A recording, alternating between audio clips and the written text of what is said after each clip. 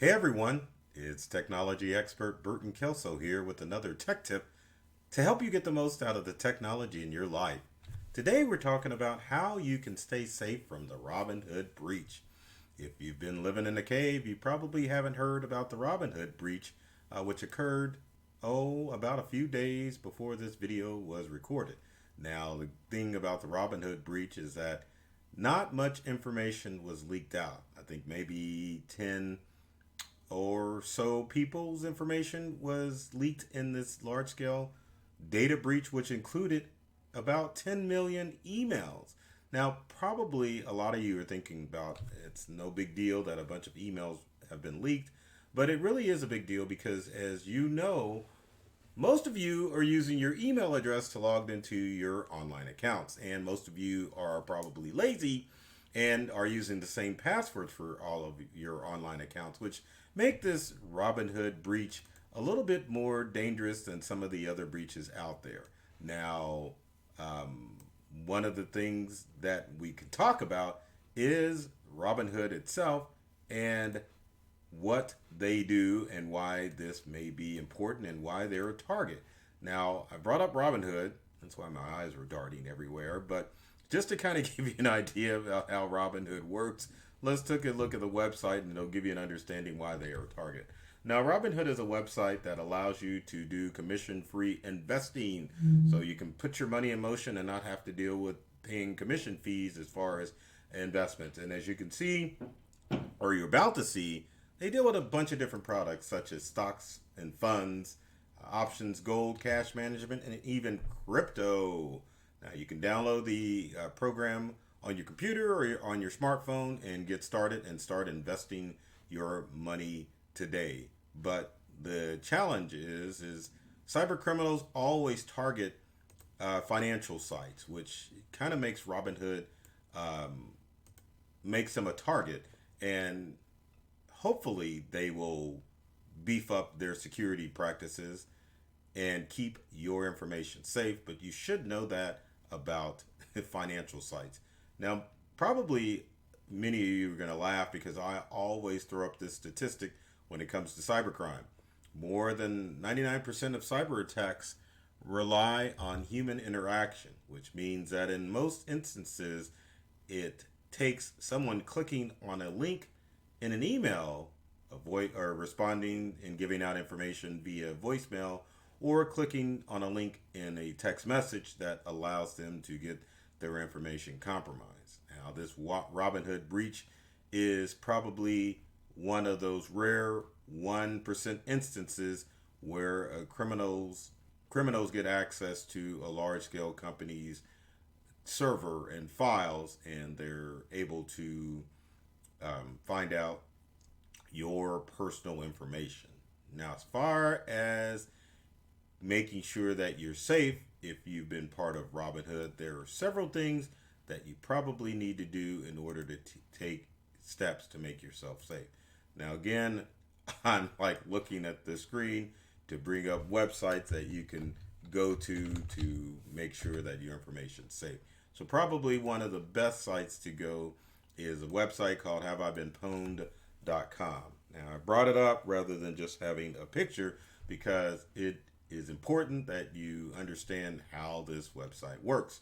Now, probably many of you know about Have I Been Pwned, but the first thing that you need to do with Have I Been Pwned, or in any case of any data breach, is to make sure that your information isn't floating out on the dark web.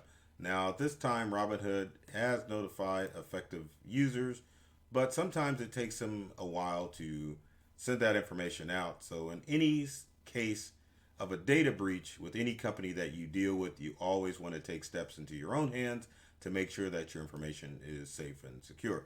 Now, Have I Been Pwned is one of these sites. So you can just go to haveibeenpwned.com, type in either an email address or a phone number to see if that email or phone number has been leaked on the dark web in a large scale data breach. Now, we'll use an old Integral Yahoo address just to kind of show you how this works, but it's pretty simple. You click on it, and what you want to do, or click on the Pwned button, but what you want to happen is that it says, hey, you're good. But instead, This email address has been pwned, which it means it's been exposed in a large-scale data breach. Now, if you scroll down further, it'll tell you which breach this was occurred in, which was back in 2017 with the Retina X breach, and it will tell you the compromised data in the pwnage. That way you can take better steps to make sure that you can protect yourself. Now, if an email or a phone number has been pwned, then you definitely need to take steps as far as changing your email or your phone number to make sure that it's staying safe from hackers out there. Now I'm going to type in another phone number. Let me switch screens here so you can see it. Hopefully this one hasn't been pwned, but let's go ahead and do it. Type in Interrol's phone number. Let's see. I forgot the phone number for a second, but anyway, we'll type pwn. This is what you want to find. I knew this number hadn't been pwned, but you want anytime that you use the Have I Been Pwned site that it says good news, no pwnage found, which means that that phone number or email address, depending what you've typed in, has not leaked out on the dark web. Again, if any pwnage has occurred on email and phone number, change passwords to those accounts. If it's a phone number, you definitely want to make sure that you're starting the process of using another cell phone number or virtual number as your main public number, as opposed to giving out your smartphone number, because as you know, it is hard to change that smartphone number. And speaking of changing passwords, let's talk about that for a little bit. So your next step, obviously, or your first step should be, or second step after looking to see if you have been breached, is to go and change your password. Now, as far as passwords are concerned, I always recommend that people use passphrases as opposed to passwords. Under most circumstances, when you use a password, you're using a combination of stuff that can tie you to things that are in your personal life and what you're posting on social media.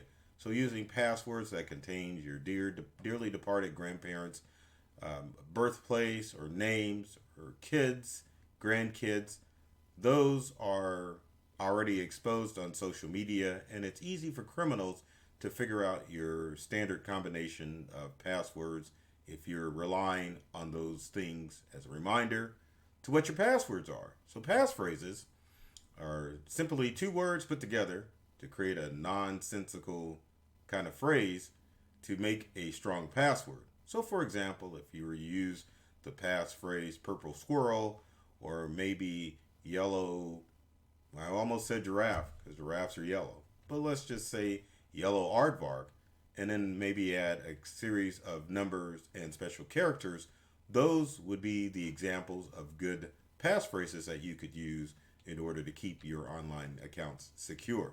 So get in the habit of using passphrases for your passwords, and it definitely will be a good step as far as making sure that your online accounts stay safe from cyber criminals.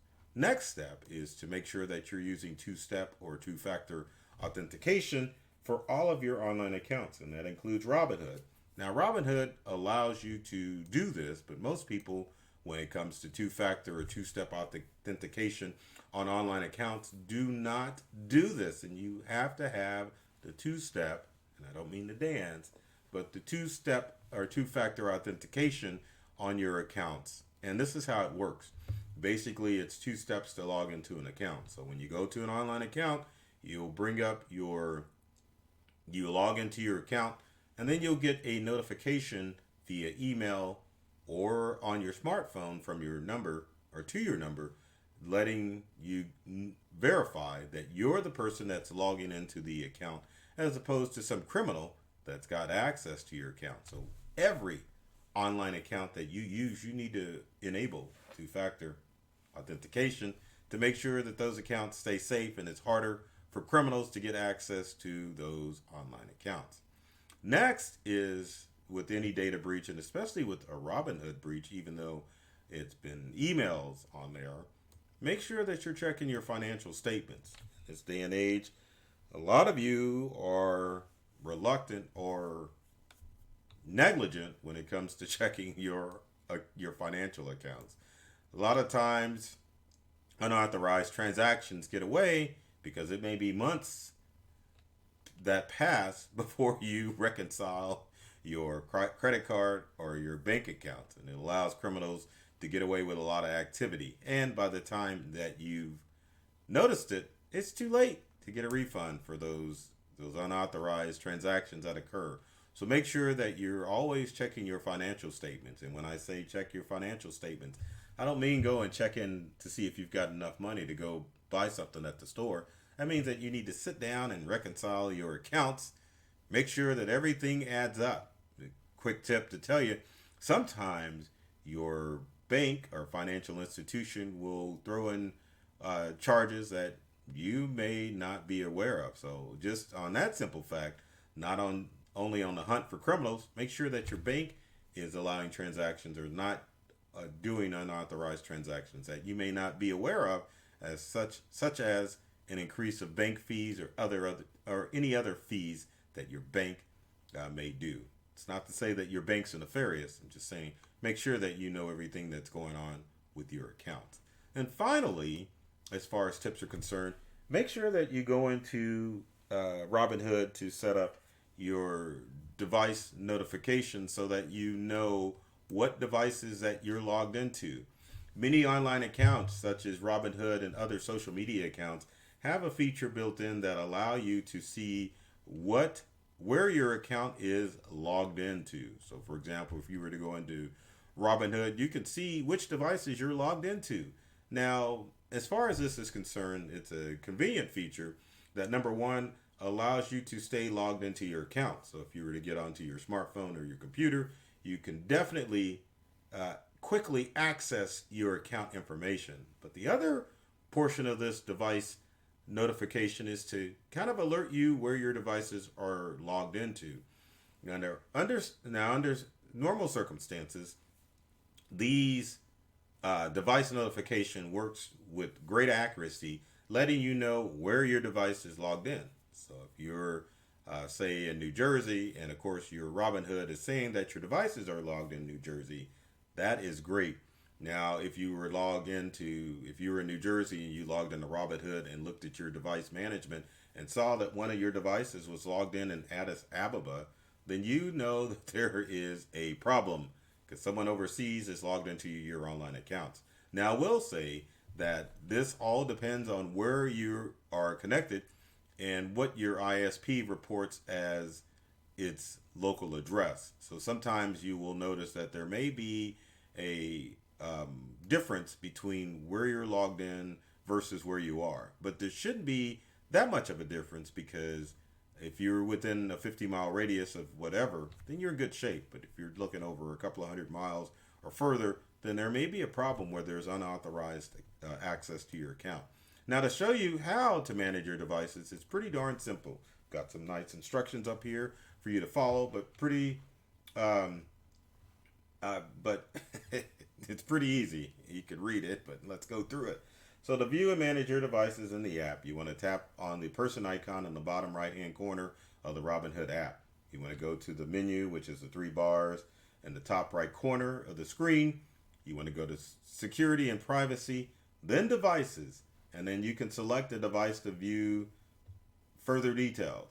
Now tap remove device if you want the device to be signed out of your account, which means if you remove a device, that means that you have to log back into that device to ensure that you are the person logged into that device. So in this Robinhood breach, I would probably highly recommend that you go ahead, remove all your devices that are logged into your account, and then just sign back in just to be safe and secure and have peace of mind of knowing that your Robinhood account is not compromised by a cyber criminal. Now, this Robinhood breach shouldn't make you leery of using the app, but hopefully Robinhood will step up their practices to make sure that there is no unauthorized access. And that goes the same with a lot of these web-based or big tech companies as far as data breaches are concerned.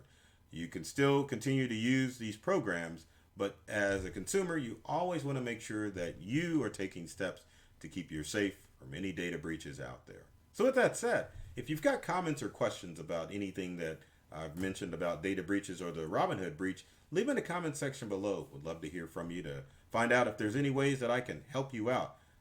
If you like this video, please follow, like, subscribe, share. You can give it a thumbs down if you want, but I know you're not going to do that because these are some handy tips. And also make sure if you are whatever social media channel or platform you're watching this on, be sure to subscribe. And if you're on multiple platforms, be sure to follow myself, Burton Kelso, the technology expert, or my company Integral to keep up with the latest cybersecurity threats and tech tips that are going to help keep you safe and educated about all the tech at home and at work. So I love technology. I've read all the manuals, and I'm serious about making technology fun and easy to use for everyone. So take care of yourself and do many things to make you smile. And thanks for watching.